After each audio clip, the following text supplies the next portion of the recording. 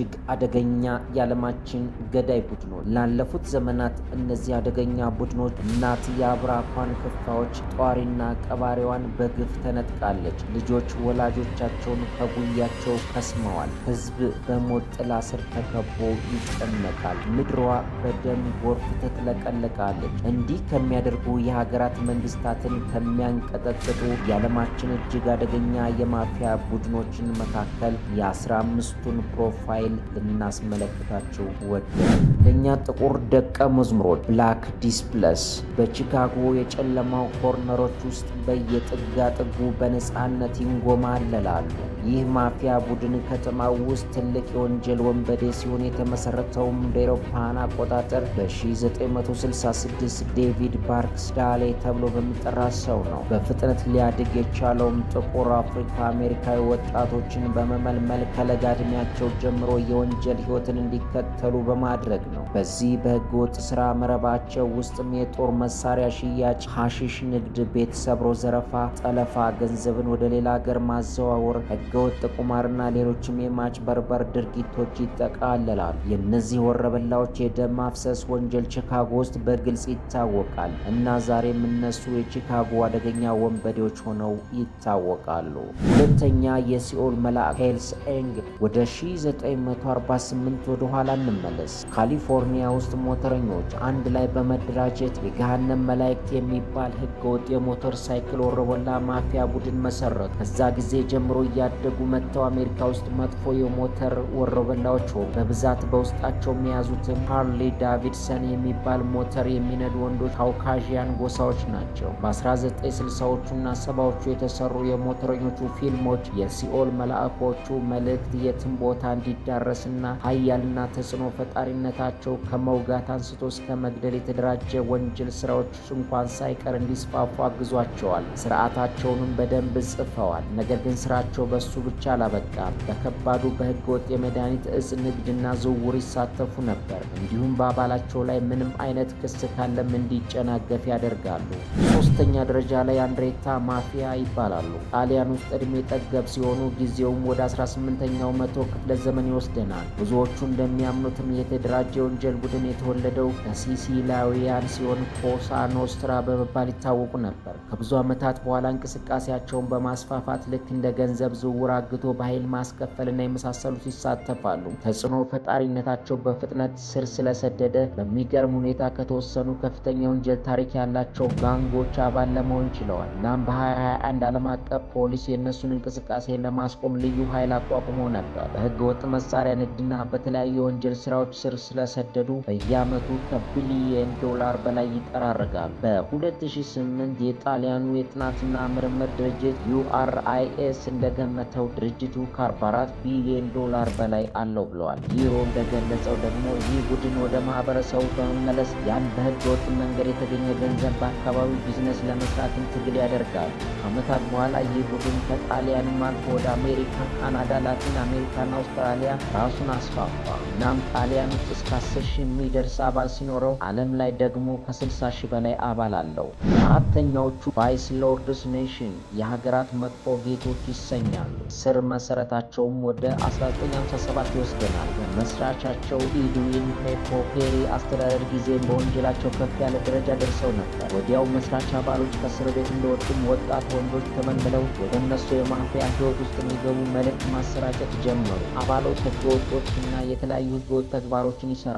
መሳሪያ ዝርፊያ፣ መኪና ስርቆት፣ ግድያና ጥቃት፣ በማስፈራራት ወይም በጉልበት መዝረፍና የመሳሰሉትን። አምስተኛ የላቲን ንጉሶች ዘላቲን ሚክስ የሚባሉት በ1960ዎቹ በቺካጎ ተመሰረቱ።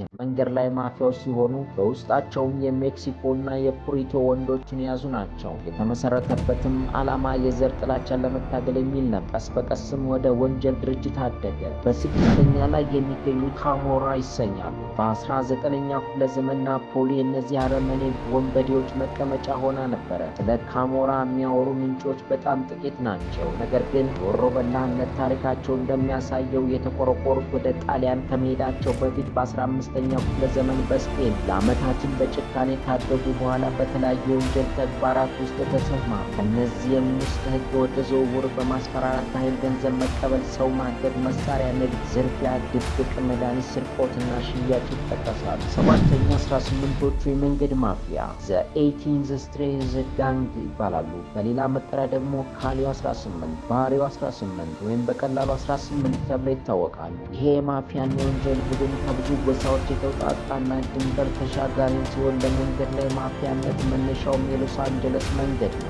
አሁን ላይም አሜሪካ ውስጥ ከ30,000 እስከ 50,000 የሚደርስ አባል ያለው በጣም ትልቅ የማፊያ ድርጅት ሲሆን ወደ ሜክሲኮና መካከለኛው አሜሪካም ተስፋፍቶ ይገኛል። ከሜክሲኮ ማፊያዎች ጋርም ጥብቅ ግንኙነት ያለው ሲሆን የመካከለኛው አሜሪካ ሰሜናዊ 3 ማዕዘን ዓለም ውስጥ ወደ ከፍተኛ የሆነ የህይወት መጥፋት መንስኤ ራሳቸው ናቸው። ዛሬ ሁለት የተለያዩ ራስ ገዝ የነበሩ ቡድኖች አንድ ሆነው በ18 ይጠራሉ። ትስስራቸውም ጥልቅ ነው። በእያንዳንዱ ህገወጥ ድርጊት ውስጥም ይሳተፋሉ። ተጽዕኗቸውም እስር ቤት ውስጥም የተስፋፋ ነበረ። እስር ቤትም እንኳን ጭቆና፣ ዛቻ፣ ልጓም አልባው የህገ ወጥነታቸው ታሪክም ቀጥሏል። ስምንተኛ የሩሲያውያን ማፊያ እንደ ብለድና ክሪፕስ ቡድኖች የሩሲያዎቹ ማፊያ የመንገድ ላይ ወሮ በላ አይደለም። ነገር ግን በጣም የተደራጁ ወንጀለኛ ማህበር ሲሆኑ በእያንዳንዱ ህገወጥ ተግባር ውስጥ በጥልቀትም እየሰሩ ይገኛል። ከሁለተኛ የዓለም ጦርነት በኋላ ሩሲያ ውስጥ ለዚህ ቡድን ዝግመተ ለውጥ ትክክለኛ መሰረት ሆኖላቸዋል። ሶቪየት ህብረት ስትበታተንም ሩሲያ ውስጥ አለመረጋጋትና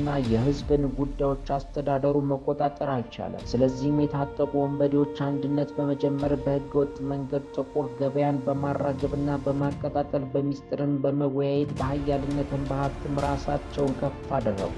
ዘጠነኛ ዘብለድ መነሻ ምንጫቸውም ወደ 1960ዎቹ መጀመሪያ ይወስደናል። እናም በክሪፕና የከፍተኛ ትምህርት ቤት ቡድኖች መካከል በተደረገ መራራ ፉክክር ጊዜ ነበር። ታሪካቸውም እንደሚያሳየው ሪሞንድ ዋሽንግተን የክሪፕስ ቡድኑ አጋዥ መስራችና የምዕራባዊ ክፍል ደግሞ ዋና መሪ ነው። አስረኛ ክሪፖል ወደ 1950ዎቹ ስንመለስ ደቡባዊ መካከለኛው ሎስ አንጀለስ በብዙ ችግሮች ተሰቃይ ነበረ። ምክንያቱም ብዙ የጎዳና ላይ ወሮ በላዎች ብቅ ያሉበት ስለነበር። ሆኖም ከሁለተኛ የዓለም ጦርነት ትንሽ ዓመታት በኋላ ነበር የአሜሪካም ኢኮኖሚ በክፉኛ የተጎዳበት፣ ስራ አጥነት የጨመረበት፣ ከአፍሪካን አሜሪካን የዘረኝነት መገለል ጋር ተዳብሎ ክፉኛ አሽመደመዳት። ይህም ለታጠቁ ማፊያዎች መመስረት ምቹ ሁኔታን ፈጠረ። ዓመታትም በኋላ መካከለኛ ሎስ አንጀለስ በወንበዴዎች ተግባር ተሞላች። እናም ወደ ሽፍቶችና ወሮ በላዎች ጉሬ ተሸጋገረች። በ11ኛ ደረጃ ላይ የሚገኙት ያኩዛ ይባላሉ። በጃፓን እምብርት ውስጥ በሰፊው ማፊያ መሰል ወንበዴዎች አካባቢውን ይገዛሉ።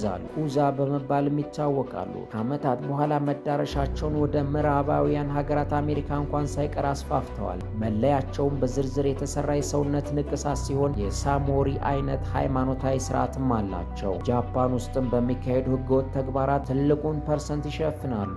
ከሚሳተፉበት ተግባራት መካከል ሰውን በማስፈራራት ገንዘብ መቀበል፣ ኮንትሮባንድ ንግድ፣ የመድኃኒት ንግድ፣ ቁማር፣ አራጣ ማበደርና ሌሎች አይነት የማጭበርበር ድርጊቶች ናቸው። 12ኛ ኤምኤስ 13 ይህ ኤምኤስ 13 በመባል የሚታወቅ ኢንተርናሽናል ወንጀለኛ ቡድን ነው። የተመሰረተውን በ1980ዎቹ በሎስ አንጀለስ ነው። ከዓመታት በኋላም በማደግ በምዕራባዊ ክፍል መጥቶ የመንገድ ላይ ወሮ በላ በመሆን ኔትወርካቸውን ከአሜሪካ ድንበርም ተሻግረው ሊያስፋፉ ችለዋል። በሰሜናዊ 3 ማዕዘን ማለትም ጓቲማላ፣ ሳልቫዶርና ሆንዱራስ የሚታወቅ ተጽዕኖ አድርሰዋል። የሚመሰረቱ የመንገድ ላይ ማፊያ ሆኖ ቢሆንም በኋላ ወደ ወንጀል ድርጅት ተለወጠ። ህገወጥ የመድኃኒት ንግድ፣ መሳሪያ ንግድ፣ በኃይል አስገድዶ ማስከፈልና ሌሎች ህገወጥ የቢዝነስ ተግባራት ውስጥ ስር ሰደዋል። 13ኛ ሲጄኤንጂ ይባላሉ። ኒው ጄኔሬሽን ካርተል እንዲሁም ሲጄ ያንግ ወይም ደግሞ ሎስ ማታ ዜታስ ይባላሉ።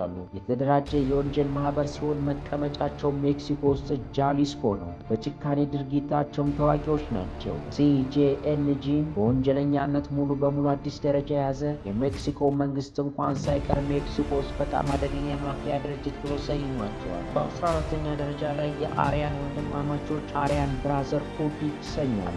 1960ዎቹ በፊት አሜሪካ ውስጥ ያሉ እስር ቤቶች በዘር የተለዩ ነበሩ። አሜሪካም የዘር ልዩነትና ለማጥፋት እንቅስቃሴ ስትጀምር ብዙ እስረኞች ራሳቸውን በማደራጀት ወደ ጋንግ ተቀየሩ። ይህም አጋጣሚ ነበር የአርያን ወንድማማቾች የመሰረተው። ብዙዎችም እንደሚያምኑት የዚህ ቡድን መነሻ የሳይንኩንቲን ግዛት ያለ እስር ቤት ውስጥ ነው ይላሉ። ከዚህም ተነስቶም በመላው ካሊፎርኒያ በሚገኙ እስር ቤቶች ሁሉ ተስፋፉ። በ1975 በማደግ ወደ ሙሉ የወንጀል ድርጅት ሆኑ። በብዙ የዘር ተኮር ጦርነት ላኑስትራ ፋሚሊያ እና ከጥቁር ጎሪላ ማፊያዎች ቡድኖች ጋር ይፋለሙ ነበር። በዚህ ምክንያት የካሊፎርኒያ እስር ቤት ባለስልጣን እያንዳንዱን ቡድን ለያይቶ ለማሰር ተገደዋል። በመጨረሻ ላይ የሚገኙት ሎስ ዜታስ ይባላሉ። ሜክሲኮ ውስጥ እጅግ ከሚፈሩ ቡድኖች ውስጥ አንዱ ነው። የዚህ ጨካኝና ረመኔ ቡድን መነሻም ወደ 1997 ይወስደናል። ይህም የሆነው 31 የሚደርሱ የሜክሲኮ ከፍተኛ የአየር ወለድ ኃይል አባላትን የወንጀልን